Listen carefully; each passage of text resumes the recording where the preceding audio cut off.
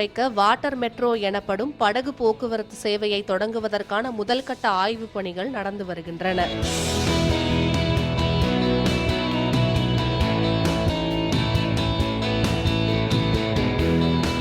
Water metro என்பது metro rail போன்று நவீன வசதிகளுடன் நீரில் மிதந்து செல்லும் ஒரு வகையான போக்குவரத்தாகும்.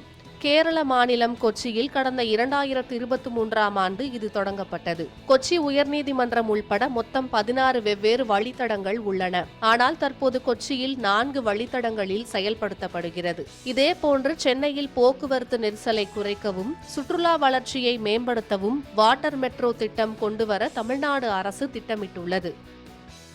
முதல் கட்டமாக நேப்பியர் பாலத்திலிருந்து கோவளம் வரை படகு போக்குவரத்து கொண்டுவரப்பட உள்ளது.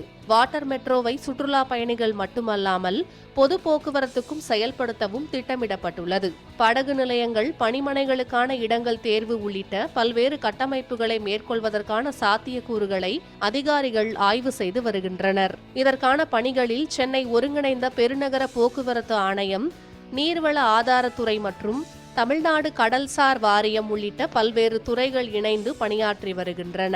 இதுகுறித்து பேசிய அதிகாரிகள், கொச்சியில் உள்ள வாட்டர் மெட்ரோ ரயிலை போலவே சென்னையில் நேப்பியர் பாலத்திலிருந்து கோவளம் வரை 53 கிலோமீட்டர் தூரத்திற்கு நீர் மெட்ரோவை இயக்க திட்டமிடப்பட்டுள்ளது. நீர் மெட்ரோவை உருவாக்க நேப்பியர் பாலம் மற்றும் கூவம் இடையிலான பக்கிங்காம் கால்வாயை முதலில் மீட்டெடுத்து தூர்வார வேண்டும். கால்வாயை மீட்டெடுப்பதற்கும் நீர் மெட்ரோவை செயல்படுத்துவதற்கும் 3000 கோடி ரூபாயிலிருந்து 5000 கோடி ரூபாய் வரை செலவாகும். நிதி ஆதாரம் விரைவில் முடிவு செய்யப்படும். இந்த திட்டம் மட்டும் நிறைவேற்றப்பட்டால் நகரத்தின் நிலப்பரப்பில் மிகப்பெரிய மாற்றம் ஏற்படும். இது தொடர்பான முன்மொழிவு அரசுக்கு விரைவில் அனுப்பப்படும். அதைத் தொடர்ந்து நீர்வள ஆதாரத்துறை 1 ஆண்டுக்குள் விரிவான திட்ட அறிக்கையை தயாரிப்பார்கள். இதற்கான முதல்கட்ட ஆய்வுப் பணிகள் தீவிரமாக நடந்து வருகிறது. மேலும் சுற்றுலாவை மேம்படுத்துவதற்காக மாநிலத்தில் 10 நீர்வழிகளை அடையாளம் காண அரசு திட்டமிட்டுள்ளது என அதிகாரிகள் கூறியுள்ளனர்.